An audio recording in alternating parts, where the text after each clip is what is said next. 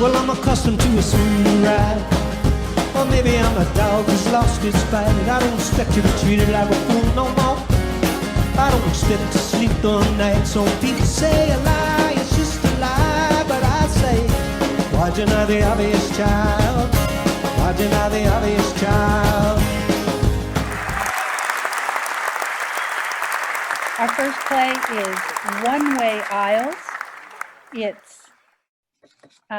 starring Michelle Mombrini and Chuck Kennedy, directed by Alan Warner Gamble, written by Fran Kaplan and Mark Lopton, and scene one takes place in a grocery store.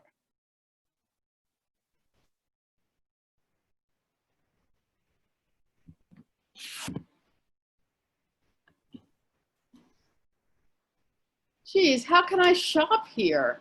I can't believe people don't even have their masks over their nose. I'm telling you, people don't take this seriously enough. I'm gonna end up with contaminated half and half. Okay, gotta go. I'll call you when I get home.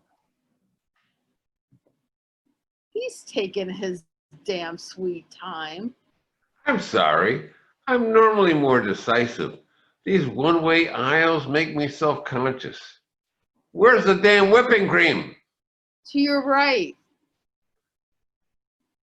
Aha! Damn. I know I looked there at least twice. It takes a village. A village of masked strangers. Yeah, but a village nonetheless. Who made your mask? It's got a nice fit around your nose. Very fetching. Recycled boxers, perhaps? Actually, my niece made it for me. Sorry, no insult intended. I notice you have vinegar in your cart. You can clean with it and it's non-toxic. I can't do it. Just make sure you also get enough soap to wash your veggies, even your onions. Oh gosh, here I go. I'm too bossy. Forgive me, please. It's okay. Can't wash onions in vinegar? Could shortcut the salad prep. Listen, I wash everything. I don't care. If you saw my house, you'd think I was preparing for surgery just to make a salad. Even the mail gets washed. Not full immersion. I mean, I'm not nuts. I don't want you to think I'm rude, but we may be breathing too much of each other's air. So I'm gonna have to pass you on the right. Well, go ahead. We never used to think about these things. It's weird. Talking about breathing each other's air. Kind of intimate. I know what you mean.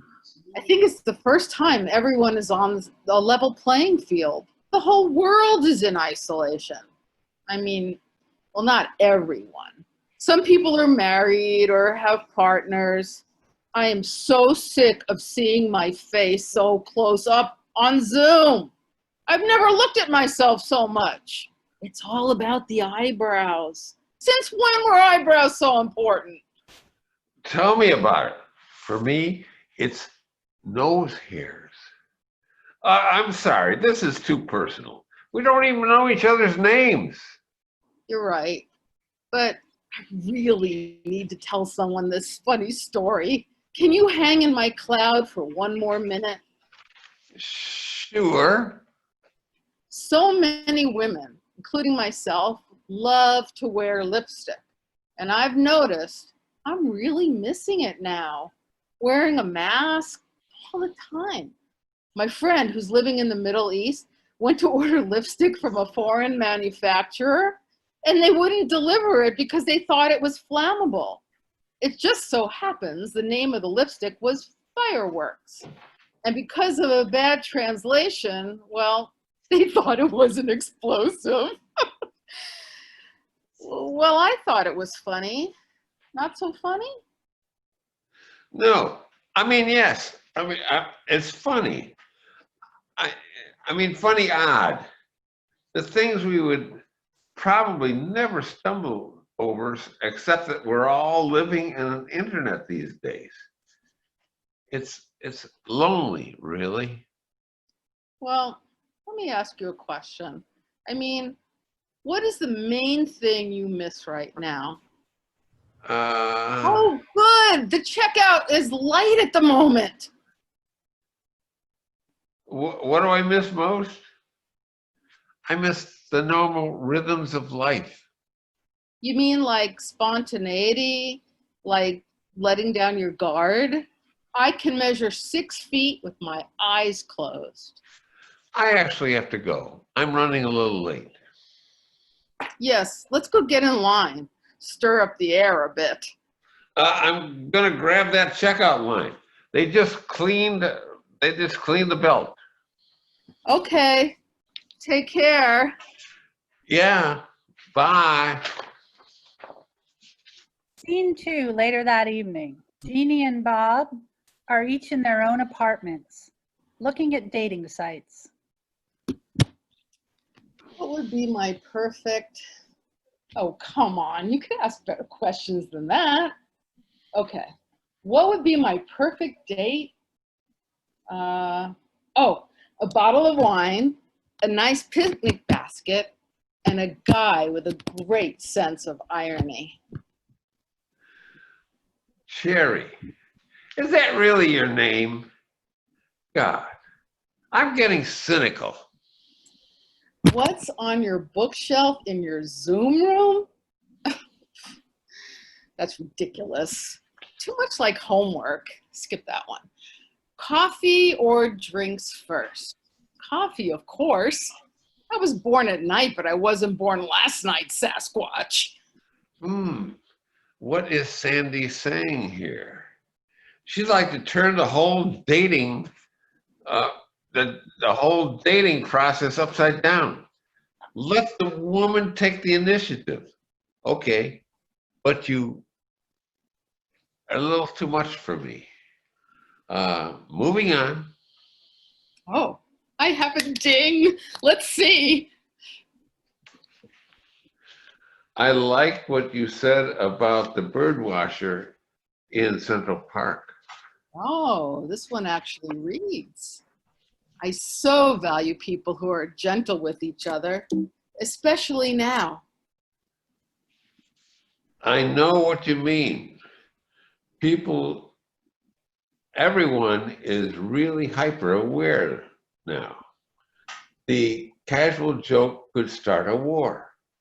I think what's frustrating now is that we don't get enough time with people to express ourselves in a nuanced way. Everyone is so afraid. One-liners have replaced real conversation. Everything's a soundbite. Yeah, I don't think I've behaved like my real self in about 4 months. In what way? Just the normal rhythm of conversation, taking time to understand one another. You mean something beyond texting? Someone said something very similar to me in the supermarket today. In the supermarket. Must be an interesting store. People actually talk there? Well, I do, but I try not to breathe too much. We had a little fun and broke the rules, lingered a little long in the dairy aisle. The dairy aisle. That's odd. Nothing odd about dairy. Are you lactose intolerant? No, I'm very tolerant of even the dairy. Odd, because I was in the dairy aisle today. Were you? What were you doing in the dairy aisle? That's kind of personal, isn't it? But yes, I was. At least it wasn't the ointment aisle. You clearly have an exciting life. You should see my collection of masks, All custom made? fully recycled. I have a very talented niece. Ha! Boxers, perhaps? Huh? Veggies and vinegar? Don't forget the squeaky clean onions. This never happens. But it has happened, it seems. Picnic? Where? The park behind the concert hall? When? Now. BYOC? BYOC. Bring your own coffee. As I recall, it's coffee first. What's your name? Bob, yours? Jeannie? Wear your mask so I'll recognize you. Okay. I have a specially designed, socially distant blanket. I like a man who plans ahead.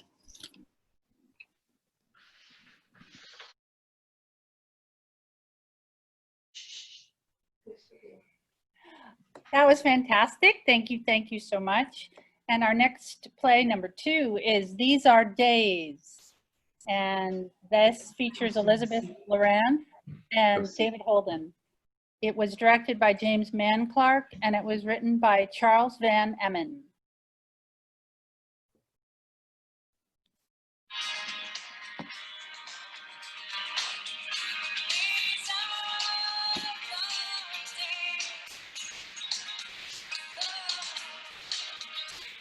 All right. 4th of July, 2017.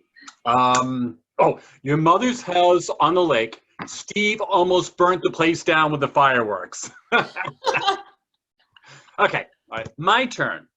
The first time we were together on your birthday.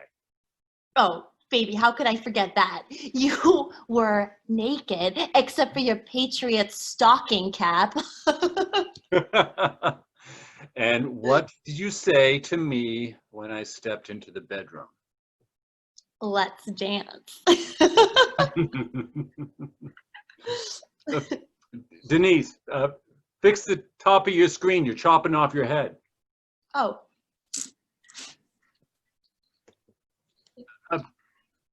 Did you do something different with your hair? I haven't washed it in days. Double shifts, no time. Looks good. Yeah, right. Oh, talked to my mom today. She sends her love. You know, she tells all her friends that her son-in-law is a hero. A sleep-depraved hero. Yeah, you and me both. Hey, oh, you know the woman I told you about, the one whose twins were born just before she got COVID? Oh, yeah. Yeah, she's off the ventilator. She's gonna make it. Judy and some of the other nurses, I heard them down the hall singing to her. Oh, very sweet. Yeah. Okay, I got last summer in Maine. Favorite moment. The sunset ride while you were singing, I am 16 going on 17. Yes, my favorite too. All right. Our worst argument last year. Why bring that up? Yeah, you're right. Oh, I mean, I just thought this game was supposed to make us feel better. I just... What? Well, being in the same room with you in the middle of an argument would be better than this. Talking to a screen. Look, I know we're both doing good work. Saving a lot of lives. It's why I became a doctor, but this is too much death. It's too much tragedy. I know, sweetheart, I know. I mean, it feels like the whole world is caving in. I just wanted to go back to normal. I want us to go back to normal. I want to let these COVID hotspots take care of themselves. I mean, why do I have to run all over the world? Why do I have to go without seeing my wife? Because people need you. They need both of us.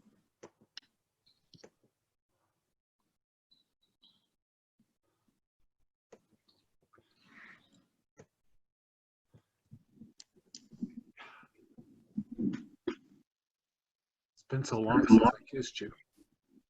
I love you, Robbie. I love you too. Okay. Oh man. Okay. Our favorite time that we made love. Honey, some like Zoom bomber might be listening in. Oh no, you've mistaken me for someone who cares about what some Zoom bomber thinks.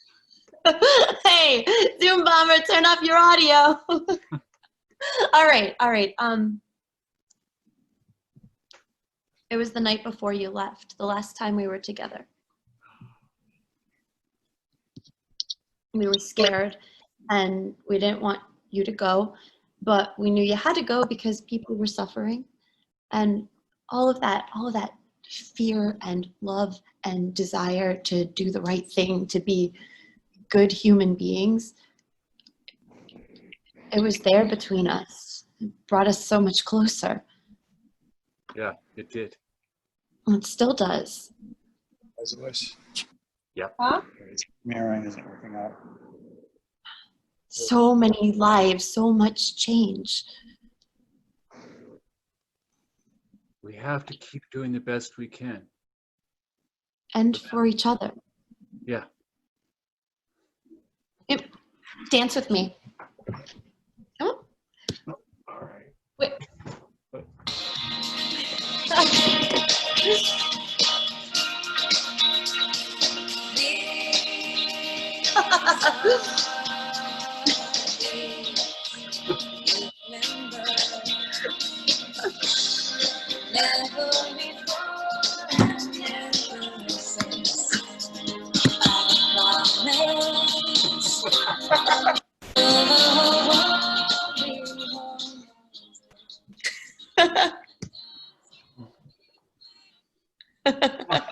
I love you so much, sweetheart.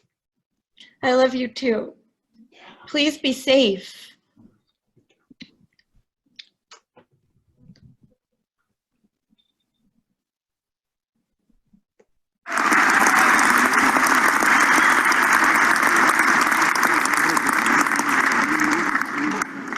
Wonderful, wonderful. All right, play number 3. Drive through window to the universe. Maureen McDonald and Terry Blanchard are the actors. It's directed by Julie McConkie, and it's written by Robert Murphy. The birds they sang at the break of day. Start again, I heard them say. Don't dwell on what has passed away or what has yet to be. It's a fine morning. Can I take your order? Orientation? Well, it's early, or maybe a little late, but I can be persuaded. Confirm my location? That kind of night. Where am I?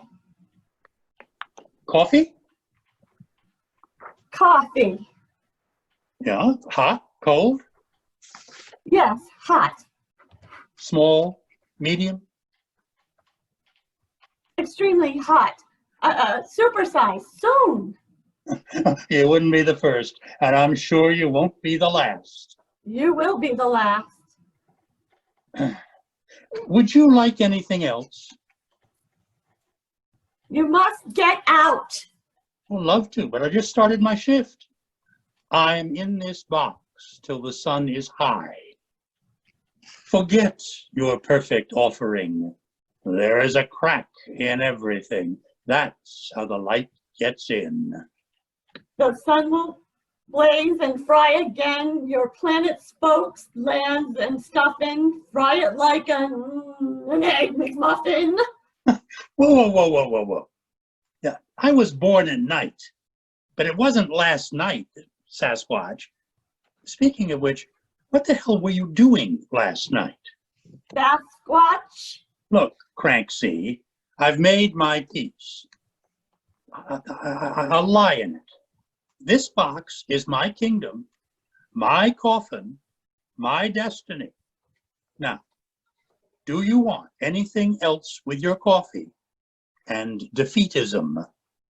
You are a defeated unit. Across the galaxy, their planet screams out red alert. Blazing climate, shifting volumes of water and plates, viral infections rampant, screeching creatures. How can you sit in your box and issue throat tones? Well, that's Leonard Cohen. But I like throat tones for a band name. I ache in the places I used to play. Every planet in the universe, from barbaric to esteemed, knows that when murder hornets appear, planetary destruction is run rampant. You must sound the alarm. You heard about the murder hornets? Murder hornets are universal. Who can ignore a murder hornet? You must tell your planet.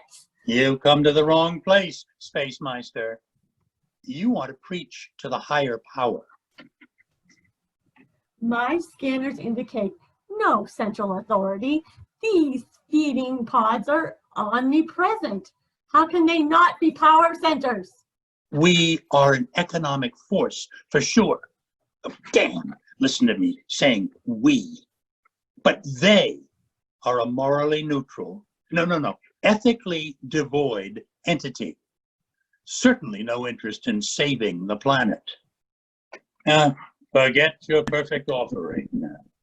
There is a crack in everything. That's how the light gets in. Then save yourself. I am authorized in the case of DNR planets to transport one life sample for preservation. Come with me. Did you do something with your hair?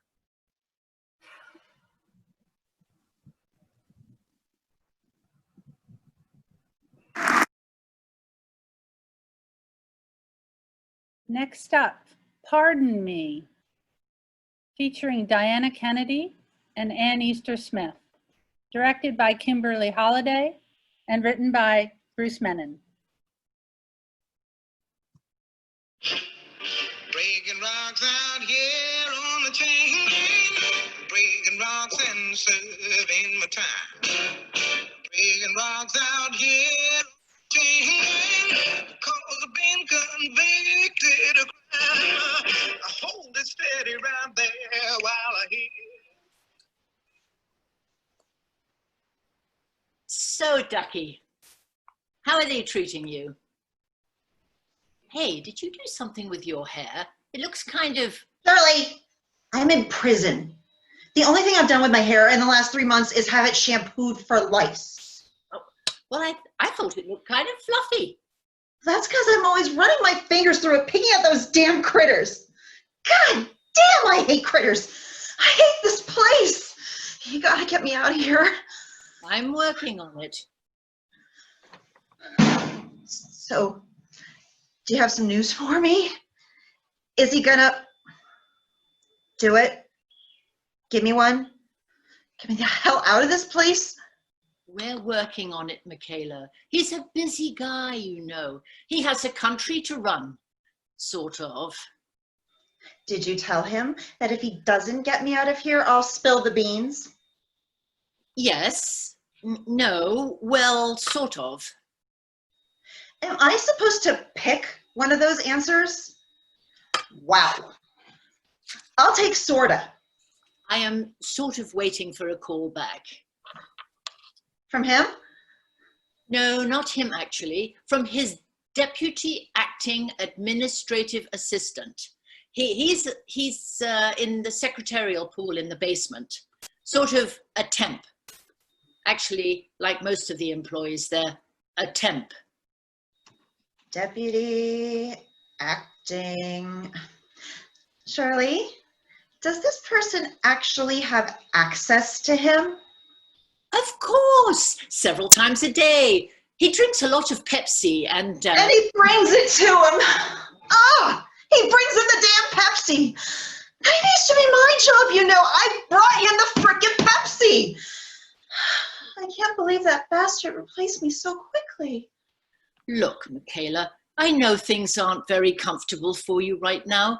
These political things are very delicate. You can't just call the guy and demand a commutation, you know. I want a pardon. Screw a commutation. Jesus, Shirley. Jesus. So, he hasn't gotten the message, huh? That I'll get my ass on The View on 60 Minutes. I started sketching out notes for my book. Does he know that? Look, Michaela, I'm going to give it to you straight. This is going to be tough. His political liaison is convinced that there isn't anything you know that can actually hurt him. In the amount of time you actually spent around him, you couldn't possibly have learned anything that could wreck him. It was just a couple of weeks. That's what they think. Shirley, they are just trying to blow you off. I was in his office 3 times a day for 2 weeks, giving that pig his goddamn Pepsi. He leered at me. He tried to pat my butt. I am telling you, I saw plenty. Plenty. What, for instance, Michaela? What did you see? Well, one time when I was in there, he was meeting with that gray-haired guy with the bad haircut. White guy. A little porky. Are you talking about the vice president? I don't know. I'd have to see a picture of him. He had chocolate stains on his tie, and the tie was polyester. Do you remember his name? No, I never heard him say it. He had a mole in the middle of his head, and squinty eyes. I knew he was up to something bad. He grabbed some papers off the desk when I walked in. Very suspicious. No name? Oh, the mole in the middle of his head helps, though. What was on the papers? I don't know. They were big. I think they were the Washington Post. He grabbed them and sat on the couch and held them up in front of his face. Don't you think that was suspicious? Clearly, you've never taken public transportation. Okay, so we have a mole guy with gray hair. Anything else you have that might pique their interest? Well, another time I saw his son in the office. He himself wasn't there. He asked for his Pepsi and left the room to talk to someone, but his son was still there in the office, you know, the smarmy one. Yeah, can you be a little more descriptive than that? It could be any one of the kids. You know, the dark-haired, greasy one. The one with that Weasley expression on his face all the time, like he's getting an enema and he likes it. Do you know what he was doing when I walked in? It's freaking scandalous. Okay, tell. He was sitting in the big chair with his feet up on the desk, playing with the buttons on the phone like he belonged there. In the big chair. Michaela, that's actually not any sort of crime. I mean, it's very tacky, but it's not a crime. It's not? No. Look, we only have a few more minutes for this interview. Is there anything else you have that I can dangle in front of his staff to get them to move on this? Anything? Okay. I didn't want to have to do this. But if that son of a bitch thinks that I'm going to rot in here for another month, he's going to have to deal with this.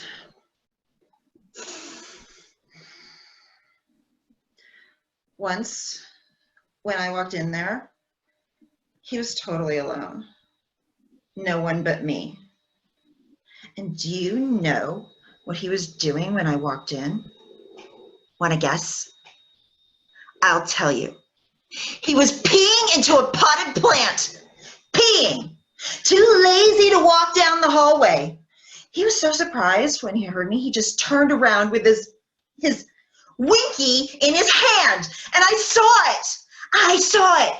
He just stood there holding it. It was, oh. The President of the United States exposed himself to you? Yes, yes, I saw it. It was awful. Well, actually, you wouldn't be the first, and I'm sure you won't be the last. Oh, it was just like she said it was. That stripper, it was kind of deformed. And because his hands are so small, it looked bigger than it was. Oh, hideous! Ugh! And tiny. Really tiny. But I didn't just see it, Shirley. Oh, no? Oh, no, you didn't. Yes, I did. I grabbed my phone and I took a picture of him dangling that toady-looky thing in front of me. Oh, well, now we're talking. Where is this picture, Michaela? I gave my phone to my mother before I went to jail. She has it. She doesn't know the pictures on it. It's upstairs in her toy drawer. Sit tight. Hello? This is Shirley Adams. Adams. I am Michaela Cohen's attorney. Please put me through to the Chief of Staff. Yeah, you heard me, the Chief of Staff. Oh, don't worry, Ducky, he'll talk to me. Tell him I have a picture I'm dying to show him. Thanks, I can wait. Hello, Mark? Shirley here. Shirley Adams. Michaela Cohen? Yeah. Will you tell His Holiness that Michaela Cohen will be able to pick the presidential Winky out of a lineup? She has photographic proof that it's his. Oh yeah. You heard me, his goddamn Winky. And tell him that if he doesn't get a call back in 30 minutes, there won't be anything to talk about. Oh, and tell him that I have Larry Flint on speed dial. Larry Flint's dead. Oh, now you want a meeting. Oh, now we're talking. At the Trump Tower parking garage? Bring the picture? Ha! Listen, Sasquatch. I was born at night, but it wasn't last night. No dice. You tell him that I have Larry Flint on speed dial and I've scheduled a press conference. Goodbye.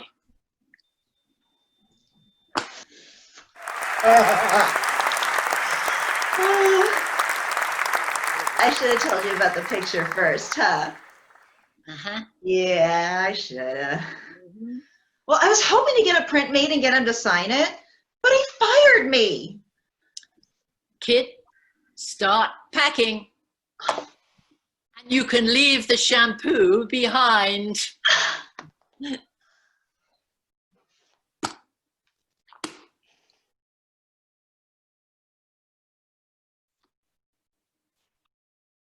Next up, Pillows, Puffs, and Knives, featuring Jennifer Wilson and Brad Ritchie. Directed by Suzanne Bryan, written by Mary Beth Smith.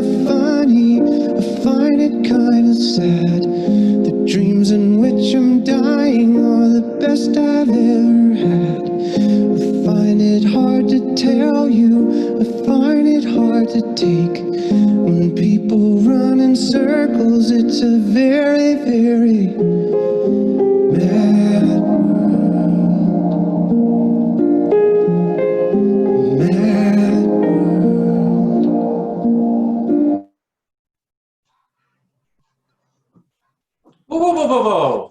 Where are you going? Out.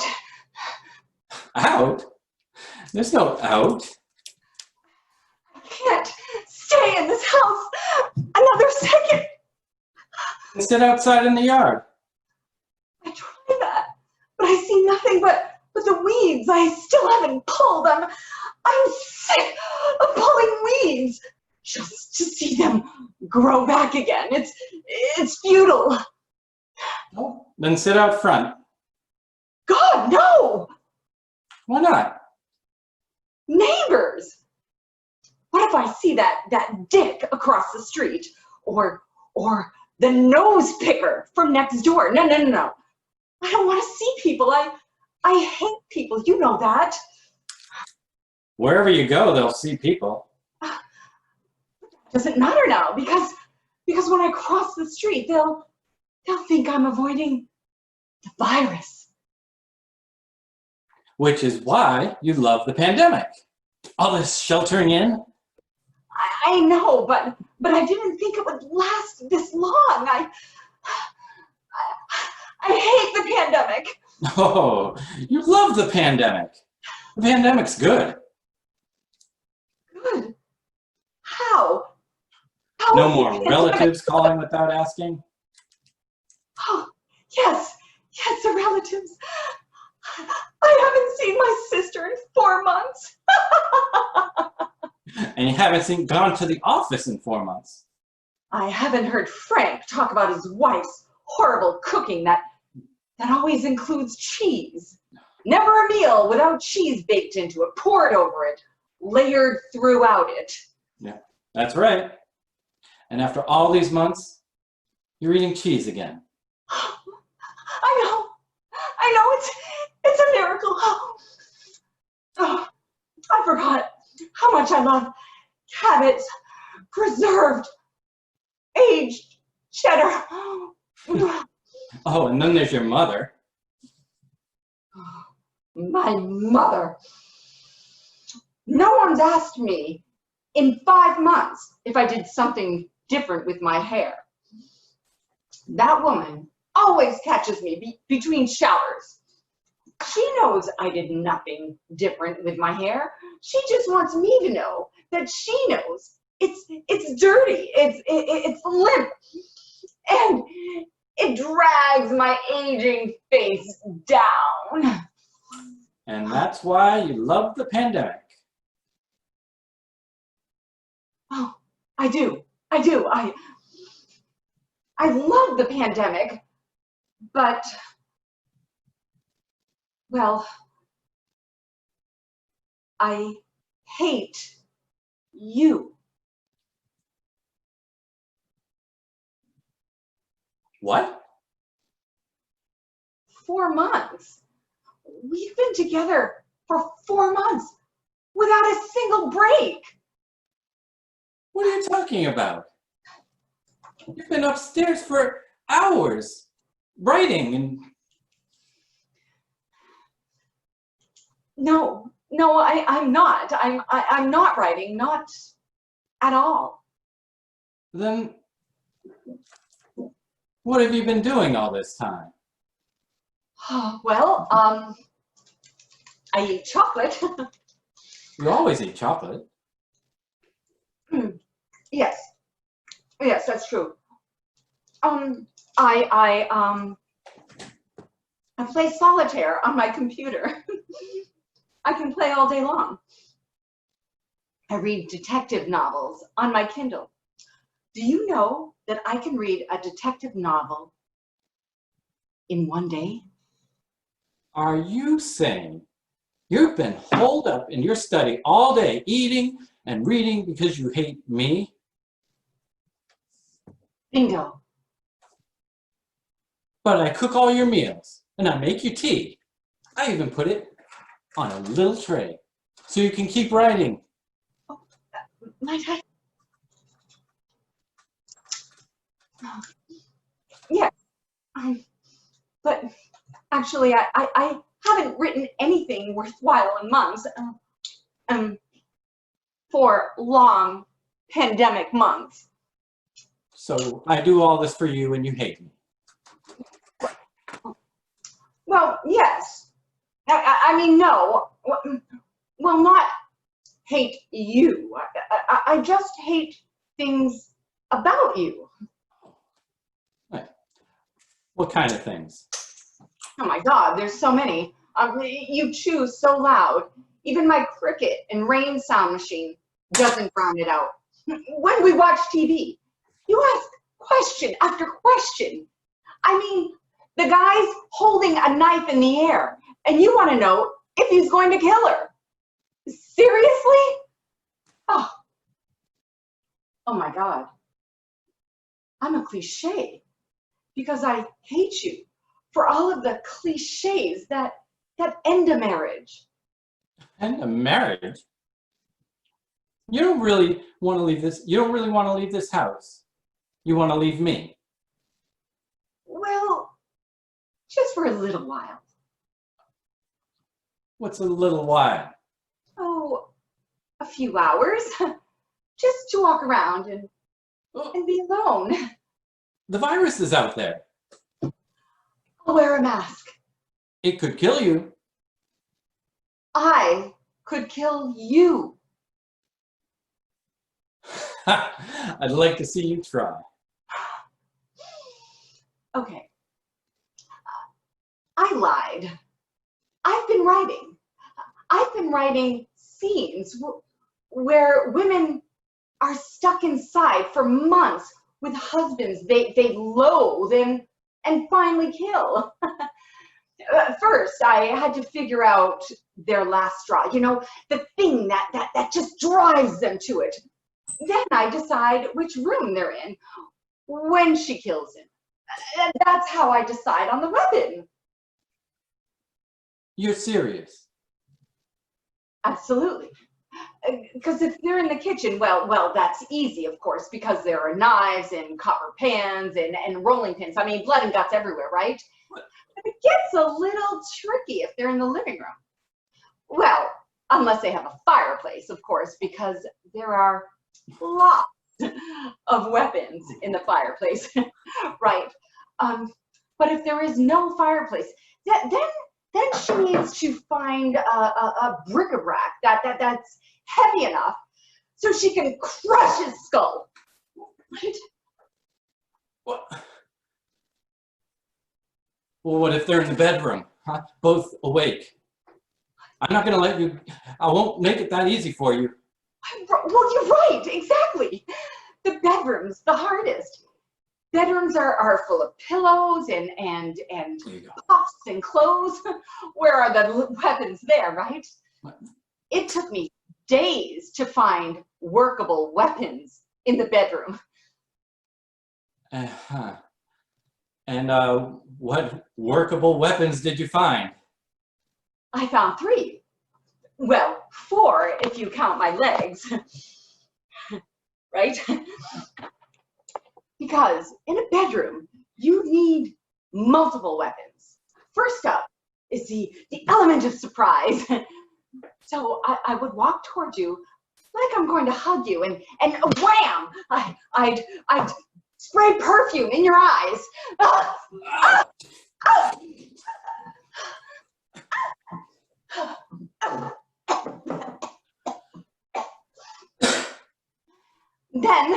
Then I would I would stab you with a wire coat hanger.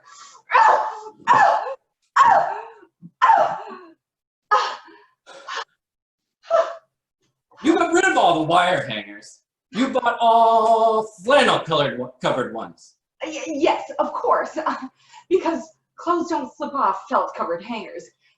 But there's always a wire hanger because of the dry cleaner.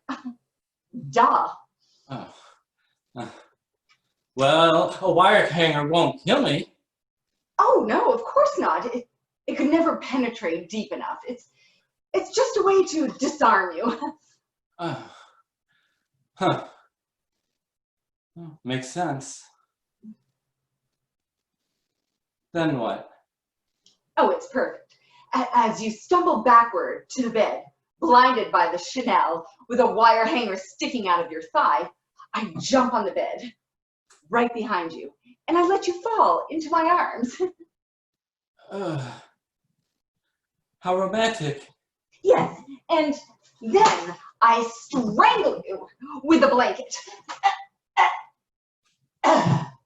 See, I read about this in one of my detective novels. That strangling you from behind is easier because then I can wrap my legs around your arms before you can grab hold of the blanket. Brilliant, isn't it? Wow. You really... I think you could actually do this. Yeah. Absolutely. I could absolutely do it. Well, I'll never feel safe in bed again. Well, you wouldn't be the first, and I'm sure you won't be the last. I think you better go on that walk now. Yes, I think I should too. Oh, don't forget your mask. Oh, God, right.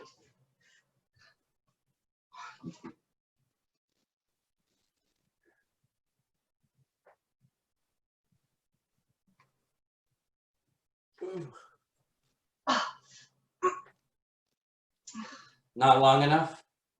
No. See, I think that your neck is too thick and I can't quite get a good grip, you know?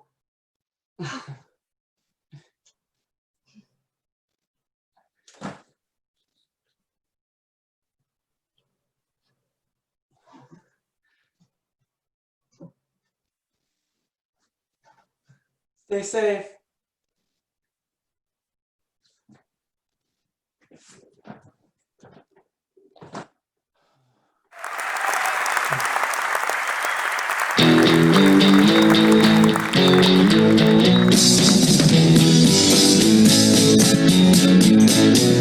I'm free.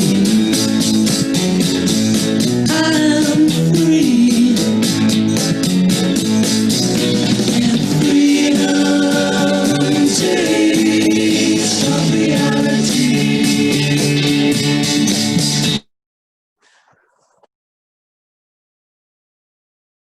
Wonderful. And a little scary. Good scary. All right, next up, the vetting process, featuring Maureen Daly and Robin Bornstein, directed by Tim Deering and written by Adair Rowland.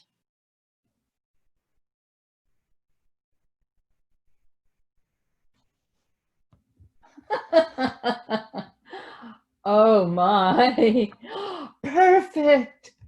Oh, all right. You may escort her in and instruct her not to take off her mask until I tell her to. Is that understood?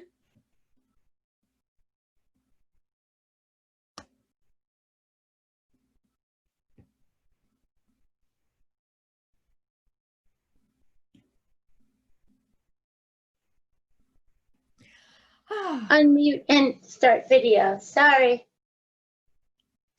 Oh, what's going on? What the hell? You can't force me to keep this mask on. I have rights, you know.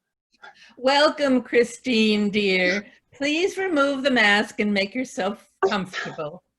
I apologize for the inconvenience, but the search committee must operate in total secrecy until the selection is made. I'm Imogene Goddard, in charge of the vetting process. Can we count on your discretion as well? Well, I signed the paperwork, if that's what you mean. Do you have the same protocol for each of us? I mean, I just can't imagine Elizabeth Warren or Kamala Harris going through this procedure. And of course, I'm not saying I'm in their league. I don't even know how I'm even in the running. I mean, Well, you must have considered that I have zero name recognition. Oh, on the contrary, your many accomplishments have not gone unnoticed, and my employer values the fact that you don't seem to look for the spotlight. But how can I help the ticket? I am not a horse in this race. I'm invisible. Is that so? Then what do you think it is that brought you here to our attention? Well, you've got my file over there. It's all on LinkedIn, right? Yeah. I work with a lot of committees and nonprofits and advocacy groups on everything from climate change to education and social justice. I connect the dots and follow the leaders. You see yourself as a follower? Oh, no, more like a behind-the-scenes operative. I have proved that I can spot potential and develop strong leadership. Well, what if you were born to play a larger role in the destiny of this country? What would you say if you were offered the power to make sweeping change? I would say that I'm underdressed.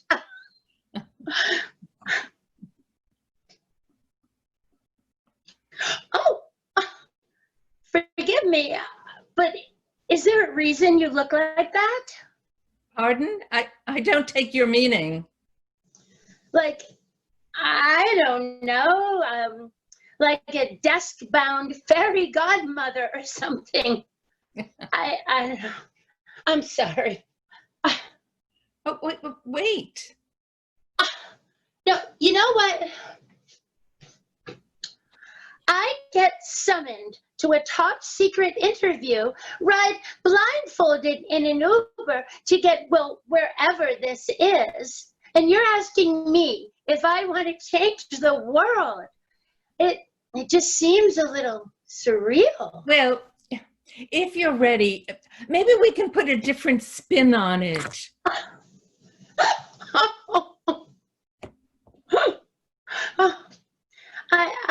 I've got so many questions. Wait, did you do something different? No. It's all part of the test, my dear. Your reaction time, being able to think on your feet, adapting to rapidly changing circumstances. After all, we might be entrusting you with the kind of power and awesome responsibility that would quite simply crush other women. Crushing responsibility. I don't remember seeing that in the job description. Oh, when you referenced your employer, so are you telling me it's not Joe? Joe? Joe? No. Oh. You would be serving under the goddess. Whoa.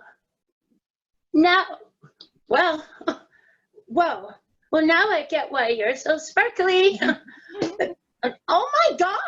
Oh, language. Oh my. Oh, well, that's better. You've shown promise with your ability to organize and give sound counsel, and that will further our wishes in the beginning phase. But we think you can expand your reach, make a much larger impact, make a big footprint. Oh, yes, exactly. You've been toiling behind the scenes for too long, hiding your light in a bushel basket. It's time to put yourself in the narrative and set the world on fire, or maybe a flood, or maybe both. Oh. The goddess has big plans. Take this golden cup. Oh, I don't do that well with gold. I'm more of a Dixie cup type of gal. Well, it will not happen all at once. We have to allow for the interminable wheezing death rattle of the patriarchy before the takeover. So you would have time to grow into your new position. No, but I don't want it. I had plans. I just subscribed to premium cable and 6 months of Match.com. Can she strike me dead if I turn down the offer? Oh, has anyone ever refused her before? You wouldn't be the first, but you wouldn't be the last. Huh.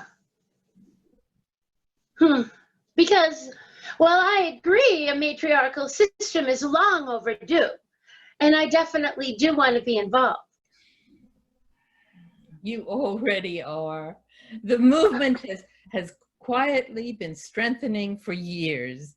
There will have to be a pivotal event to activate our forces, a house cleaning, so to speak. But we will all have a role to play. Huh. That was part of the test, wasn't it? Oh. The power trip, the 1-liter pitch. Damn, I should have seen right through that. I must admit, it's fun to do. I haven't even gotten to the part about the salary and the bonus and just lots of power and scary pressure. Boo! No, I can't do it. No. Maybe if you had led with the flex time and benefit package, it wouldn't have seemed so impossible. Well, look around. All you know is impossible. You can problem solve, placate, put up with it, work around it. But my vetting process is for possibilities you forgot how to dream up. Huh. Well, why not give me just a little power, just for practice? I wouldn't go crazy like guys do. Well, ask me for something specific. And if it's okay with management, it's yours. Let's see. Can the goddess give me a seat at the table and a voice that will be heard at any boardroom or management team that I want? Oh, that should be doable. I'll throw in the scheduling and flights at no extra charge. Look, is there anything you'd like to try now since we're here together? Oh, really? That's so nice of you. Oh, actually, that thing that you did with your glowy light, can you show me how to do that? Well, it's a little tricky, but let's give it a try.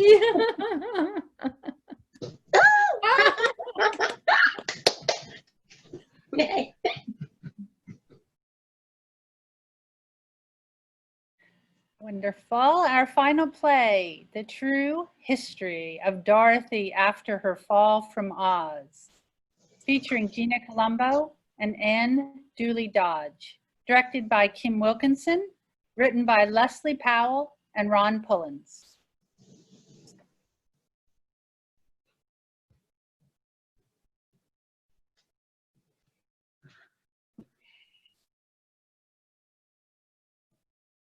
I don't want to hear any more about Oz. I'm sick of it. Oz this, Oz that. What's the matter with Kansas? You should have been there, Auntie Em. You would have been one of the wonderful witches. I'd never be a witch. Now you make sure the hogs get fed. Get dinner ready for the hired hands. You need to weed the garden. The rabbits are eating all the lettuce. That old dog of yours? That's Toto. Worthless. Get a new dog, a big dog, one that can keep the coyotes away from the chickens. And as for Kansas, There are so many Republicans. Such prattle. Kansas is your home. I need to go back to Oz. It doesn't exist. Only in your head. Those sweet little munchkins, they adored me so. Creepy little things. And Oz, so beautiful, all green and shiny. Cities full of rapists and crooks. Well, even that sweet little wizard wasn't a wizard, a funny little guy. Total pervert. Okay. All right. I liked those flying little monkeys once I got used to them. Uniforms. Who'd take care of me if you left? I need a new home. I need to go back to Oz. Bullpucky. Over the rainbow? You read too many books. You've never believed me. Nope. You got hit on your head. That's all there is to Oz. Anyway, with Kansas politics and the soybean market in the toilet, who wants? I forbid you to discuss. You need to lay off those nips. Don't get your blood pressure up. You don't care. I don't need to talk about politics. I can't even watch the news. Anyway, after Oz, who wants to take care of a hog farm? Now you're telling me you resent the farm? I need an adventure. That costs money. Well, you don't need money in Oz. They don't have money in Oz. Did you see any money there? It's paradise. Dorothy, did you do something different with your hair? Have you tried that? No.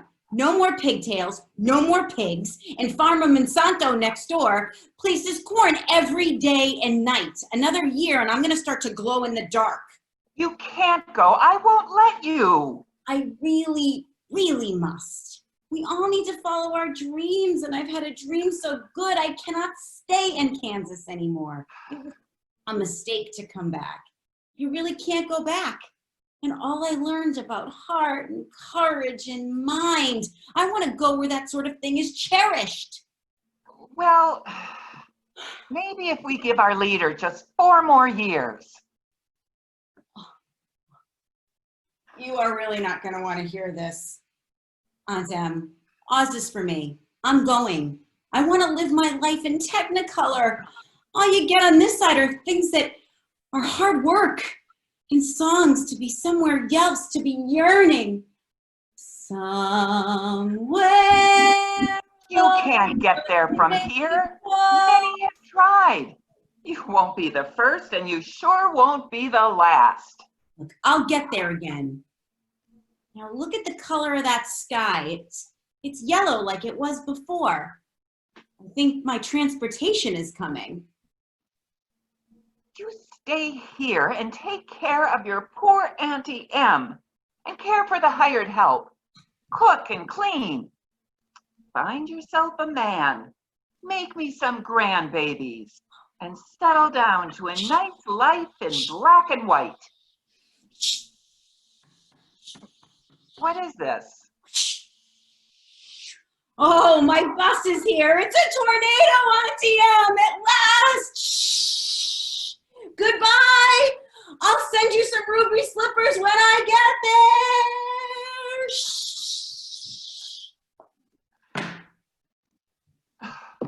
Oh.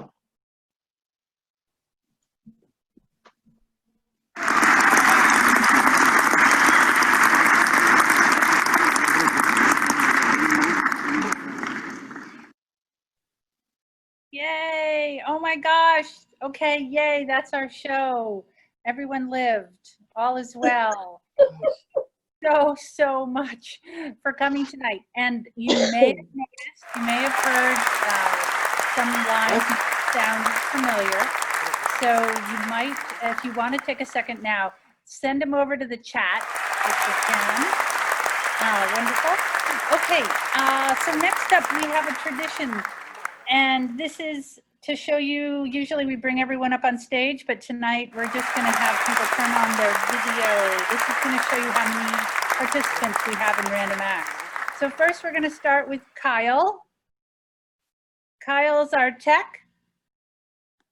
Yay, Kyle, yay, yay, yay. And next we're gonna have all the writers turn on their video, please. Leave their audio off. Thank you, writers, yay, yay, writers. Fantastic.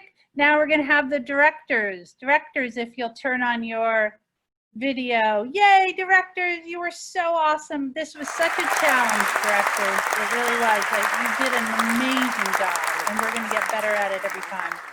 And now actors. Actors, turn on your screens and show your lovely selves.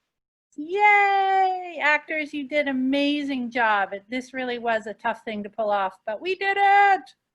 Woohoo! And lovely audience, thank you for the bumps and the bruises along the way. There's no point in doing this if you're not here. So thank you for coming. I know some of you have been in the audience for years, so this was really fun. Thank you so much. Thank you, thank you. Good night. Mwah, mwah. Thank you, Haley. Thank you, Haley. Thank you, Kyle. Thank you, Haley. Haley. Thank you, And Diana. Thank you. This was so much fun. Bruce. Thank you. All right. That was so fun. Yeah. Good to all of you. Good job. Yes. Charlie. Thank you, Madam Director. It worked out well. If you want to chime in, you're welcome to turn your audio and your video on now. It'll be chaos, but it'll be Yeah. fun. You don't. Thank you, We Haley, did it! Woo! Fast, and everybody.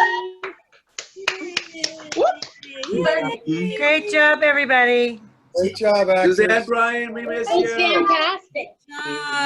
Bye. Good night, everybody. Great job. Okay, Ellen, thank you. Great job, Chuck. It's fun. Yeah. Good job. Diana. Ciao. Thanks, Diana. Everybody. Good night. Everybody did great. And Kim Wilkerson. Love you, Suzanne. Hey, Everybody, Dana. oh, great to see you. Oh, that's so interesting. Leslie and Ron. Lily and my Brian. God. Hey, wake up. One from Ron. Did you tell us what the lines were? Thank you all. Okay. Good to see you all. Peace. Yeah. When's number 18? Oh my gosh. Yeah. Michelle, In a couple of months. And Haley, great job putting this Great together. job. This was hard. Thank you, Kyle. This Hey, was Haley. awesome. Thank you. Great Kyle. job. Thank you. I love the sound effects. That was awesome. It really added a lot, all the songs. It was good. Really good stuff, you guys. You're all so talented.